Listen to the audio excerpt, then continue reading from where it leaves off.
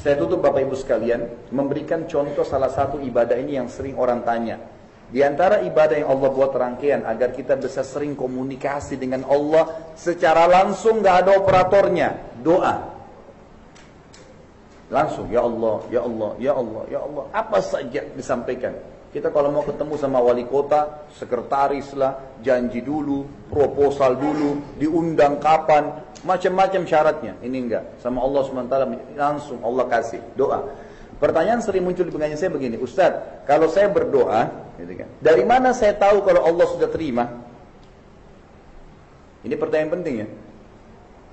Begini jawabannya teman-teman sekalian. Kalau kita berdoa kepada Allah, asal memenuhi syarat, ingat semua punya syarat ya. Kalau ada kampus nih, di kota Balikpapan ini, ada kampus, kemudian teman-teman mau masuk, tapi dia cuma lewat, dia bilang sama temannya, saya mau kuliah di sini, tapi nggak pernah ikuti syarat, nggak pernah daftar, nggak pernah bawa ijazah. Gimana caranya bisa masuk? Nggak mungkin. Harus ikutin syaratnya. Syaratnya doa tidak harus ikhlas karena Allah SWT. Yang kedua, tidak boleh minta yang haram. Minta dikasih rezeki sama Allah untuk dipakai berzina, nggak bakal mungkin, gitu kan. Juga tidak boleh tergesa-gesa, ucapannya harus santun. Kita kalau minta dinaikkan gaji oleh atasan, tidak mungkin kita teriak-teriak, nggak mungkin kita marah-marah. Tulis dengan rapi, tulis semua mohon-mohon, puji-puji baru kemudian minta. Itu hanya untuk dinaikkan gaji. Sama Allah kita minta kesehatan, kekuatan, keturunan, selamat dari neraka, masuk surga, banyak. Harus santun.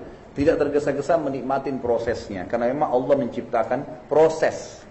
Ini teman-teman gini, kalau kita minta, lagi lapar nih, ya Allah hilangkan lapar saya. Saya tanya, tiba-tiba laparnya hilang? Ada proses kan?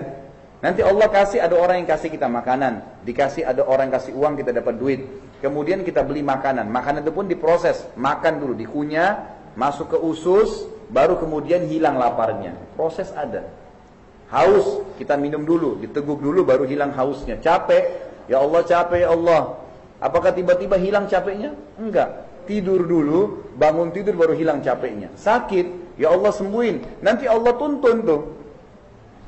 Jawaban doa datang dalam bentuk sinyal. Ini penutupan bahasan kita. Begini maksudnya. Kalau Bapak Ibu lagi berdoa, ya Allah sembuhin saya. Lalu Allah ACC, doanya diterima nih. Gitu kan. Baik. Kemudian, ini karena antum di kantor, jadi bahasa kantor ya. Ya Allah beriin saya jodoh, Allah terima. Ya Allah mudahin rezeki, Allah terima. Dari mana saya bisa tahu kalau Allah terima? Datang dalam bentuk sinyal.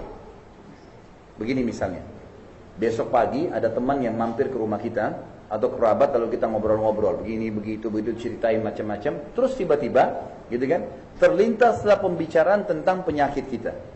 Lalu dia bilang, setahu saya ada dokter yang bagus di sana.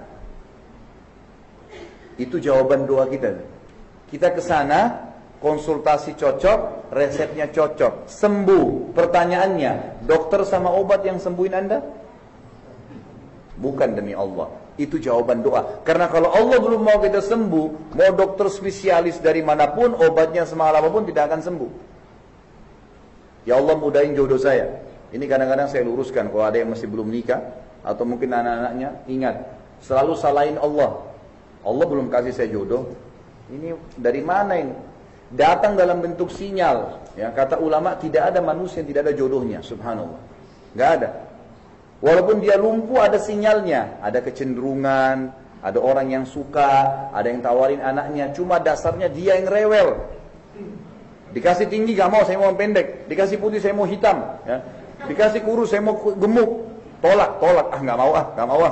Allah terus kirimin sinyal, terus datang, ditolak sampai dia sudah tua pun masih dikasih sinyal biasanya.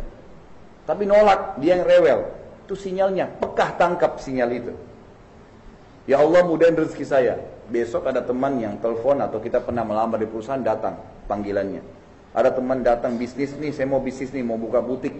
Kita tangkap sinyalnya. Siapa yang menggerakkan dia untuk datang menawarkan kita? Baik.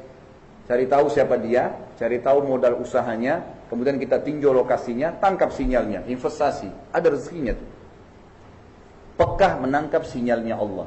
Jadi Allah tidak mungkin turunkan tangan dari langit memberikan sesuatu kepada kita. Kalau kita minta obat Allah sembuh, Allah nggak lemparin obat dari langit.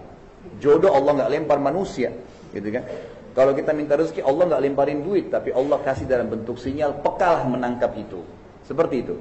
Jadi ini kurang lebih gambaran kita tentang mengenal Allah SWT. Teman-teman sekalian, kalau kita sudah kenal Allah yang di langit sana, Dia yang menciptakan segala sesuatunya, baik atau buruk, maka ingat, kata kuncinya, jangan pernah meminta, memohon, takut, menyembah kecuali Allah SWT.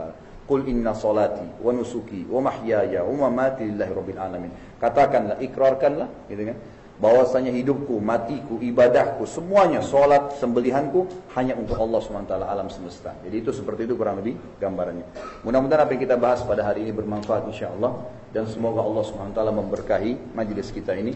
Dan kita juga sejenak mendoakan saudara-saudara kita yang sedang tersiksa atau terniaya-niaya dimanapun, di Myanmar. Semoga Allah SWT dan juga di Palestina, di Syria, di Irak, di Yaman, dimanapun mereka berada, sekarang di Uganda juga lagi berkecamuk. Semoga Allah SWT menenangkan ya, keributan yang sedang ada. Allah angkat semua ketakutan mereka. Allah sembuhkan penyakit-penyakit yang sedang menimpa mereka. Allah hancurkan musuh-musuh mereka.